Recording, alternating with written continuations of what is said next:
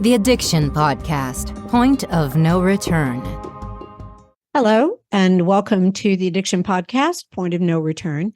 My name is Joni Siegel, and I am the host for this podcast. And my husband, Steve Siegel, is the producer and co-founder of the podcast. Today's episode is episode number 348. Before we get into our interview, just a reminder to please subscribe to this podcast wherever you listen to podcasts and give us a 5-star rating. That way, when people are looking for help or information on addiction, they'll find our podcast. Also, please check out our YouTube channel, subscribe to us there, ring the bell so that you're notified when we put up a new video, and also give us a thumbs up on those videos, because that way, once again, people find us when they need help with addiction. And unfortunately, there are a lot of people who need help with addiction. So today we have an interview, and we're actually interviewing a gentleman that we interviewed once before. His name is Josh Villareal. And as he says it in a nutshell, he was a careered musician and was very successful in many capacities. He once owned a recording studio with Gordon Raphael, who was the producer of Strokes and Regina Spektor. After getting his own record deal, he worked with these gentlemen on his debut album, Anthony Braun Perry and Scott Montoya. And these were both from the band The Growlers. Well, he was well on his way, and life was good, and he gave it away for one small thing. And that one small thing was heroin. So without further ado, let's talk to Josh Villareal. Josh Villareal. Do you like Josh or Joshua? Either one's fine. Okay. Well, Josh Villareal, thank you for being on the podcast again today. I know that you have an update to your story. I did use a little bit of the bio that I had before, but I know you, based on what we just talked about, you have other things to tell us. But for those who maybe didn't listen to your earlier interview, give us a little bit about your background and, where you grew up and, the music industry and what that was for you, and tell us about you. Sure. So, thank you for having me again. I grew up in Los Angeles, and drugs were very prevalent everywhere, and I don't know if I would say I was destined to become an addict, but my mother and father are both addicts and alcoholics. For me, the jury's still out on whether or not it's hereditary or not, but I can definitely say, based on environmental and external factors, and people in your life. I would agree with you. I'm not a doctor. I'm not a researchist. I am not sure that I am convinced that it is genetic, although a lot of the people that we interview are absolutely convinced of that.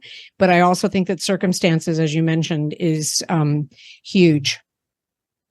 Yeah. And I mean, watching my mom when I was a kid was like my hero. So when you watch your hero do something all the time, you're like, well, if they're doing it, there must be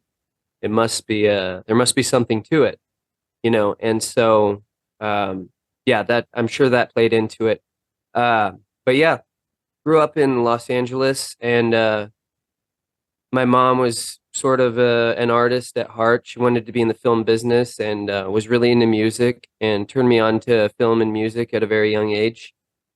Later on in life, I got a record deal and was negotiating my contract and doing stuff, and got to work with some of my heroes. And I opened a recording studio with Gordon Raphael, the producer of the Strokes, and I got to work with some people in a band that I don't really want to name right now, but that's fine. More. Did you sing? Did you play an instrument? What was your part? So in the studio, I did everything except for drums and some bass parts, but some bass I also played too. But yeah, I was a perfectionist. I still am. I'm a perfectionist and super obsessive compulsive, and anal about everything. So like it was it was like the band Tame Impala. It was a solo project really at heart, but I had guys that would come out on the road with me and play shows and stuff. But in the studio, it was my brainchild, and I wrote all the parts and stuff. And so yeah. And how old were you? What age range was that? Because you look so young, Josh. Thank you. I'm 34. Okay. This would have been, let's see, That would have been about 28. 28, yeah. 28, Okay. it was something like that. It was short-lived though, the whole record deal thing, because my drug use got out of control. And the reason why I don't want to mention the band is because one of the members, one of my favorite bands, I wanted, a couple of the members to produce my stuff, and I actually landed that, and they were produced. But one of the members was actually he was in addiction, and I was still doing drugs and drinking, but I wasn't doing heroin at that point. Like I had done heroin, but I had been clean off heroin for a little while. Anyway, in the studio, I noticed he was sick. He was dope sick, as we call it. And there's an old saying, if you spot it, you got it. So I knew, and I was like, well, you can't produce this record if you're sick. So I guess I got to go get you well. So I went and picked it up, and, it was there. So I just figured I might as well do some too. I'll just do a little bit. So fell back into the trap. And I've been an opiate addict on and off for years, ever since I was about 12, 13. And I explained last time it started kind of with an injury and just progressed and progressed. How Anyway. old were you when you started, Josh? I was about 12, 13 years old. Yeah. When you had your injury?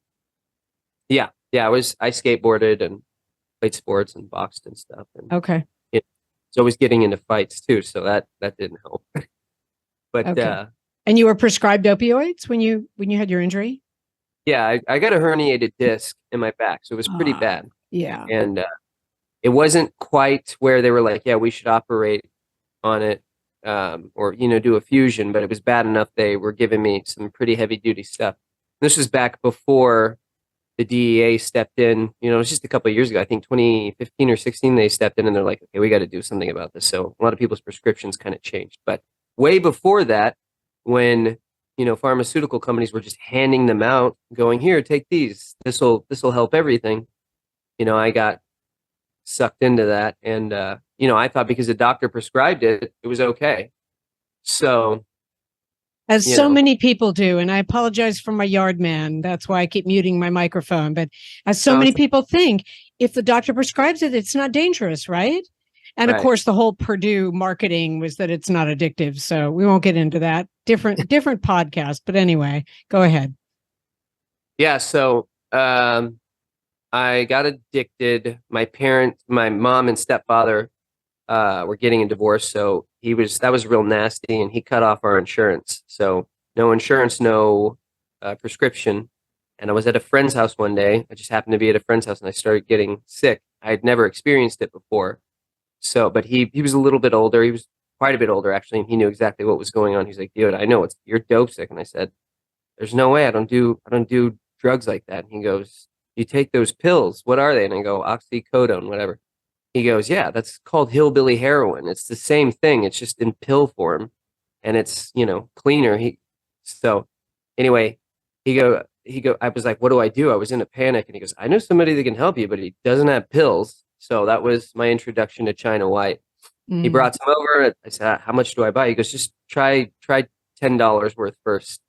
He goes, and do a little line. So spent $10, did that line, and about 5 minutes later, I sat back and felt better. And I go, I'm in big trouble. Like I knew immediately I was addicted. Like I was already physically, but that. Yeah. And China White is heroin. That's what it is. Mm-hmm. Yeah. Okay. Well, that's a name I haven't heard before. I'm sure it goes by lots of names. I know horse and whatever, but okay, fair enough. Sorry I interrupted. Go ahead. No worries. Yeah, China White's a powder, and then you have tar, which is a gunky sort of. It looks like tar. That's why they call it tar. And then there's Fetty, which is fentanyl, and it's the difference between China Whites. It's kind of got an off brownish tan color, and China White is just really white. But that's neither here nor there. I did China White. I'm sorry, but now you said it. You said the F word. I don't mean the bad word. I don't mean the F bomb. You said, so it's like known that like, okay, let me backtrack. Because we've done a fair amount of podcasts about the kids who get fentanyl by mistake because they think they're taking a Xanax or a Percocet that they got off of social media, and then it's fentanyl and they die because they're poisoned. That's how my brother died. But there's what I'm getting from you is that there's a type of heroin that's got fentanyl in it, and like that's okay, and addicts want that and they take it. And sometimes. The hardest thing about getting someone into recovery is getting them to agree to treatment. Bobby Newman, a certified drug counselor with 30 years experience and an over 85% success rate as an interventionist, has created a series of 12 videos that you can use right now to learn every step to get your loved one to agree to treatment. Call 866-989-4499 today. And say the word podcast to get a 10% discount. Or go to newmaninterventions.com and type in the word podcast for a 10% discount. This service comes with a free 1-hour consultation with Bobby. We appreciate you listening to the Addiction Podcast, Point of No Return. We don't do this podcast because we are former addicts. We don't do this podcast because we have loved ones who have suffered from addiction. We do this podcast because we feel that addiction is one of the biggest problems facing the world today, and that no matter who you are, no matter your religion, no matter your income status, no matter your race, no matter anything about you, addiction affects you. This podcast is a free resource for anybody looking for help with addiction. If you would like to contribute to our podcast, please go to bit.ly/fightdrugs. That's https://bit.ly/fightdrugs and make a donation of whatever amount you would like. Thank you for supporting us. Well, all heroin now has fentanyl in it. I mean, 99.9% of all heroin is cut with some fentanyl because it's a lot more potent, it's a lot cheaper to mass produce, and it keeps people coming back. And not only that, I mean, drug dealers put it in everything. They put it in cocaine, they put it in meth, they put it in weed sometimes because they want you to come back. It's a very, very small amount. I was going to say they must regulate it because what we've been told by law enforcement is that they're not, like, when it comes out of Mexico, they're not always very careful with how much each pill has in it, which is why some people can take one of the pills and die. So these particular dealers sound like they're a bit more of a businessman and that they don't want you to die. They just want you to get high enough that you'll come back. Yeah, if you die, you don't spend money anymore. So all you need is about that much. Yeah. That much, and that will get you that. I've seen people overdose with that much. Yeah. I had a fentanyl dealer that was selling, it wasn't even fentanyl, it was carfentanil, which is even more powerful than fentanyl. And like a speck had me overdosing, it was wild. So you did heroin and fentanyl. Yeah, I loved fentanyl. Okay. I asked for fentanyl. I'd be like, people were scared to die, and I'd be like, no, I want to feel like I'm about to die. That was, because I was just out of control, I guess. But you were addicted. Yeah. Well, and I've always been kind of an adrenaline junkie too. I get addicted to everything if I'm not careful. I can turn anything into an unhealthy obsession, and because I'm so obsessive, if I like something, I just bury myself in it. But anyway, so moving forward, the last time we spoke, I think I had gotten 6 months, but in the days following up, I was starting to feel that feeling, those itchy, a lot of it's boredom, some of it's loneliness, because I can't really, the people that are in my forever people that are directly linked to me,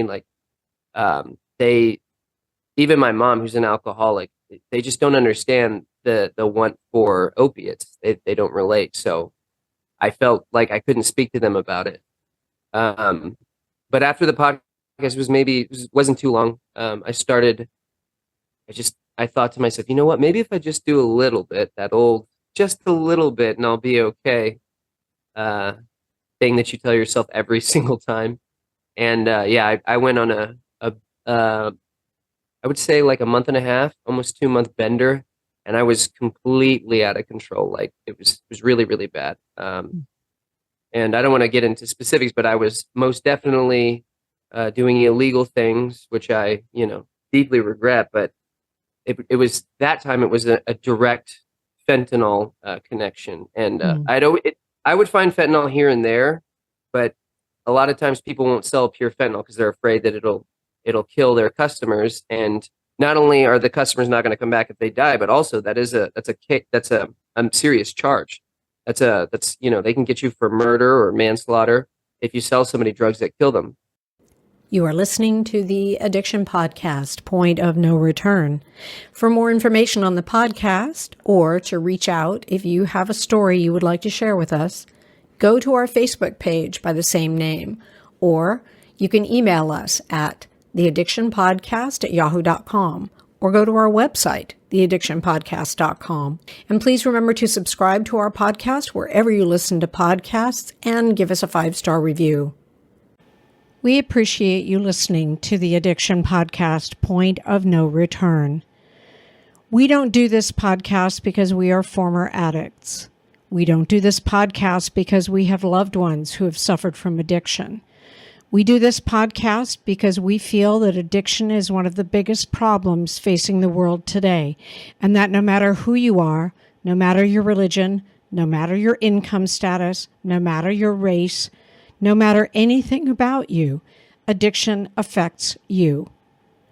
This podcast is a free resource for anybody looking for help with addiction. If you would like to contribute to our podcast, please go to bit.ly/fightdrugs. That's https://bit.ly/fightdrugs, and make a donation of whatever amount you would like. Thank you for supporting us. And they take that really seriously in Texas. But I finally found one, and he was selling, actual straight fentanyl, and he was so silly. He wouldn't let you do the fentanyl around him, or a lot of people want you to fix in front of them so that they can make sure you're okay and that you don't die. But he was like, I don't want you anywhere near me if you overdose, and I'd be like, isn't it supposed to be the other way around? He'd be like, I don't have Narcan, I don't have any of that. I don't, just get away from me. But anyway, so I was doing straight, almost pure fentanyl, car fentanyl actually. But, and I called, my significant other, and I said, I was talking to her, I got to go to rehab. I'm going to go to rehab now. I'm finally going to go to rehab. And I got arrested again, and I know I had talked about being arrested before, but the whole thing happened again, the exact same thing where I begged. I was like, listen, I swear, there is drug paraphernalia in my car. I am a drug addict. I'm telling you the truth before you search it. Just know I don't have any dope on me. There's just paraphernalia, and I promise you, I'm scheduled to go to rehab in a couple days when a bed opens up. And the cops, they took me in and they had me sit in a cell, but then they explained my story to the DA, and I talked to I think it was the DA that I spoke to. And by some miracle, they decided not to pursue charges. They let me go. So they got me. I got out of jail, and I still was I was on the street just doing what I shouldn't have been doing. And, but I kept telling myself, I have to go. So I really wanted to get it in. My addict mind was telling me, because I was also doing meth. And meth makes me crazy. It makes everybody crazy, but it gives me the what's the word? The things I wouldn't normally do, at all ever, or I'd be too afraid to do. Meth, no fear. Gave you the courage. No. Yeah, exactly. Yeah. And it's not like liquid courage with alcohol. It's like, hey, there's, somebody's got $5,000 in a safe in that house. Okay, well, what do we have to do to get it? Let's watch the house, and as soon as they leave, we'll hit it, we'll steal this, whatever, just things like that. And I would never, ever do that sober, ever. Right. Same, but, so I'm out on the street and I'm doing all manner of illegal things, and I'm just using, but I kept telling myself, this has got to be it. And so I finally went home, and my girl was like, are you really going to go? And I go, yes, I'm going to go. And she goes, did you bring drugs? And I lied. And I said, no, I'm probably going to get sick, but I was a total lie. she found me overdosing in the bathroom, as a matter of fact. Not too long after that, she was pissed, but I was so she hid my drugs from me. But what she should have done was flush them. But I woke up in a rage, and when you're sick and you're angry and you still have meth in your system, you have a tendency to get violent, not towards the person necessarily. That's not how I was. I was violent in that I was scaring her, I was intimidating her, and I was like breaking things. And I was, you better effing give me that right now. That's mine. And I had told you I'll go to rehab. You give me my stuff. And I regret that deeply too. It just makes you insane. So she gave it to me. Of course, she gave in, and I said, "Look, I'm still gonna go. Whatever." In my mind at the time, whatever. And we're getting closer to time to go, and then all of a sudden I say, "It's not gonna work. Rehab's not gonna work. Why bother? Like, why don't I just stay here and write it out and detox?" And she's like, "You promised me. Like, you gave me your word, and you're always saying you're big on your word. You gave me your word. You would go and you would do this." And I said, "Fine. I don't even want to go, but whatever." The whole way there, I'm like, "Hey, can you stop at the gas station at 15? I'm going in the bathroom and doing, what?" And she knows she's not stupid. She knows exactly what I'm doing, and she's upset. But what can she do? Right. I get to rehab, and I have drugs hidden on me, and they kind of got me settled in pretty quick. And I had my own room by myself, so I was like, "Yes, I'll be fine. Like, I can do drugs." Yeah, I can do my drugs, and nobody's gonna know. Well, they just happened to forget something on my paperwork that was pretty important, so I was probably pretty close to an overdose at this point, and they came and I heard them banging on my door. I woke up out of a fentanyl stupor, and I was like, crap. And they knew what was going on, but I was so insane at the time. I was pissed. I was like, I can't believe you guys are accusing me. Like, I fell asleep because I'm tired, because I'm coming off meth, whatever. And I hid the drugs. I was clever. We'll just say it that way. I hid the drugs and was clever about it, and basically like proceeded to strip. And they're like, no, we don't need you to do that. And I was like, you can search me. Like, they searched my pockets. Of course, they didn't find anything. They searched my shoes, my socks, my jacket, the whole thing. And they're like, well, look, we can't. I mean, unless we find drugs on you, we can't kick you out.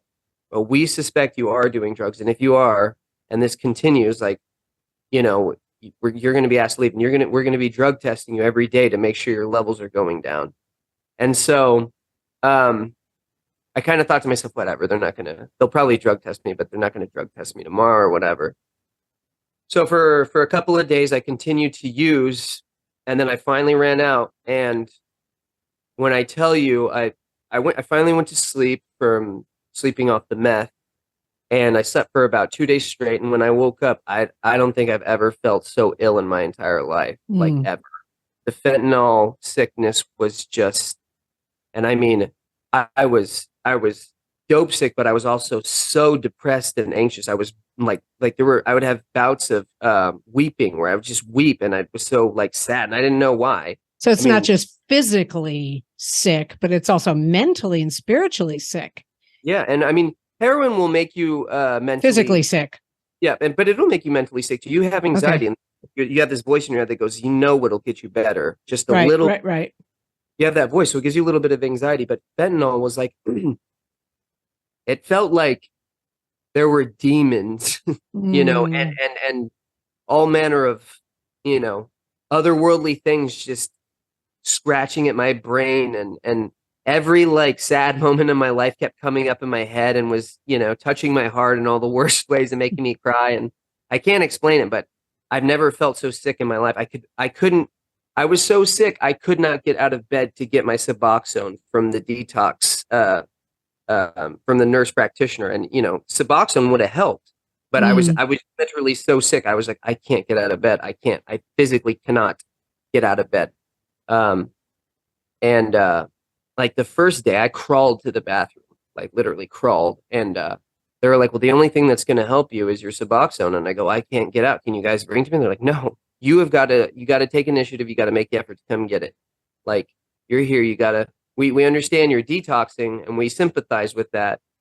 Or it's more like we empathize, but we don't sympathize. Everybody else is taking their medicine. So for a couple of days, I didn't even take the Suboxone because I just couldn't do it. I couldn't get up. So anyway, I finally feel well enough, and I'm shaking and I can barely hold myself up, and I'm walking to the nurse practitioner and I get my first round of Suboxone. It made me feel, I wouldn't say it made me feel better, but it made the withdrawal slightly more tolerable. The anxiety started to subside a little bit. They gave me anxiety medication too. And so went back to sleep, slept for another couple of days. I would say I was sick for about a week and a half. And I've had periods where I was sick for much longer from like methadone. When I was coming off methadone, I was like sick for a month. But the fentanyl sickness was just so terrible. It was so like bad. I said, I never, ever want to go through this ever again. This is just, this isn't the way. So I started thinking like, how can I do this? Like I always say I'm going to do this and then I don't do it. Like I screw up. So I was like, okay, you know what? I'm going to make, I've said this before, but I'm going to really make an honest attempt at doing this. And I'm going to try to get to the root. I'm not going to bury myself in recovery or AA or NA again. I'm going to figure out what it is that's making me want to use drugs and relapse and all that sort of thing. Because before it was like, okay, I'll do AA or NA, and that helps for a while, but then it's just like I'm substituting one thing for another. If you don't get to the root of the problem, I mean, a lot of people think, oh, drugs are the problem. No, they're the solution to the problem. Right. Yeah. Yeah. And so I'm sitting there in a therapy session while I'm in rehab, and my therapist is like, so what do you want to talk about? And I go, I think I finally realized what's going on. And he goes, what? And I go, my entire life, I've lived in chaos. As a child, my home life was completely unstable. My mother she did the best that she could, but she was unstable. She was an alcoholic. My mother's marriage was unstable, abusive and unstable. I mean, even our home life growing up, it's for years, I thought my mom was like, the best mom ever, mom of the year. And I found out that, she was doing things a lot differently than everybody else, which, whatever. But basically, though, I've grown up and lived most of my adult life thinking that, like, if I don't have chaos in my life, I don't feel safe. I don't feel comfortable. What makes most people uncomfortable makes me feel more comfortable because I'm used to it. And it's how I cope. Using drugs it's chaos. It causes chaos, and that's comfortable for me. Yeah. So I told my therapist, I go, I felt safe in a situation that is usually unsafe. And he goes, yeah. He goes, well, it makes a lot of sense. He goes, I think you're having a breakthrough because a lot of people, they sit here and they wonder why they do it and they can't figure it out. So that's good, good on you. And I go, cool. So we explored that more.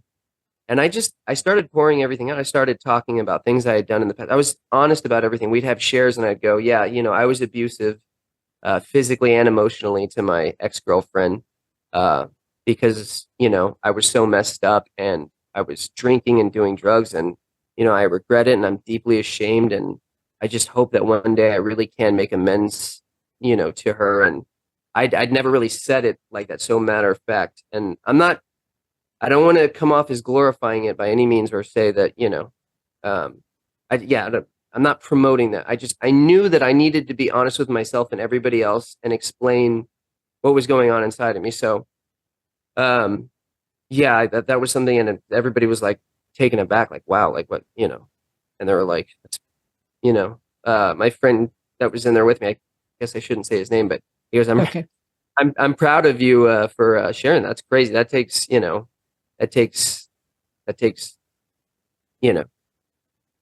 guts to say that. And I go, well, it's true. I mean, and I'm thinking about all these things that I've done, because of drugs and alcohol. And it's, I need to really, really, get to the root of this thing. So anyway, I had this epiphany though, while I was in rehab too, about 2 weeks in.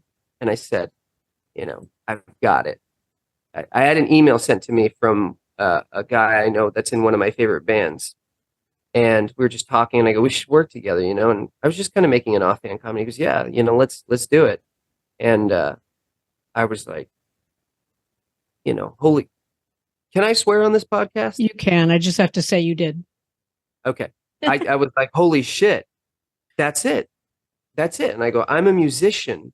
I'm not all these things that I've become, and I don't want to be these things anymore. I don't want to be a convict I will always be a felon and a convict, but I don't want that to be me. I don't want that to be my identity anymore. Like, I want it to be part of my story, but I'm a musician. That's who I am. That is my legacy. That is what I was put here to do. That is the most important thing to me in my life. It's the only way I know how to communicate. It's the only way I know how to take all that chaos and control it and put it into something and express myself. That's huge, Josh. I mean, that's huge. You found out who you are. That's so basic, and you have to do that. And well I mean, done. so thank you. Yeah. So I just made a plan, and I go, I'm going to start doing music as a career again. I don't know how I'm going to do it. And I'm a little bit older now, so it might be a little bit harder, but by God, I'm going to find a way. So I went home and I started thinking about it, and I started looking online for schools. I go, you know what? I never finished college. I never went to school, but I did super well in high school. I graduated very early. So I know I'm smart enough to do this, like, and I know quite a bit about music. I don't know everything by any stretch, but I'm fairly confident I could do well. So I enrolled at a place called Dark Horse Institute out of it's actually in Franklin, which is a suburb of Nashville in Tennessee. Okay. And yeah, I was like, it was music business, and it was an online class, and so I was stoked about that. And the admissions, I guess, the admissions advisor, you would call it, he was like, you really need to reach out to your instructor, John Lucchese. He's like an industry veteran. He's actively in the music business too, so he's got quite a network. He will help you. And so I started setting goals, just kind of like in rehab, where I was like, okay, I'm going to get back into music, and so help me God, I'm going to make it my career again. It is going to be how I make my living. So then I said to myself, I'm going to get into a music school. I did. And then I was like, okay, I'm going to make this instructor fall in love with me, and I'm going to somehow work for him. So I attended Dark Horse Institute. I loved the course that John had put together. His name is John Lucchese. And yeah, I landed a paid internship, which is now probably going to turn into a job. It seems like we've had discussions about it. Cool. But yeah, so not only that, I graduated top of my class with a 4.0. So wow, well done. Thank you. Yeah. So basically, though, what has been working for me, and this is 11 months, now I'm very confident in myself. I don't have any, I don't have this, I still have the mental cravings here and there. I'll be like, wow, I still miss it, but I don't have so much of the physical, like, anxiety where I, just can't help myself. Yeah. I feel a big sense of clarity compared to the other times I had tried to get clean. So, and I think that really is because when you're getting clean, for me anyway, you have to figure out what your purpose is. Like, a lot of people are so addicted to, like, meetings and, stuff like that, that it's like once they get out of, like, if they go one day without a meeting, they'll relapse, which I don't know. That's, whatever works for you and whatever makes you a productive member of society and whatever makes you happy. But to me, that's not how I want to live my life. I don't want to be, I don't want to be obsessing over anything. And I obsess over enough as it is, So you'll obsess over music, and that's okay.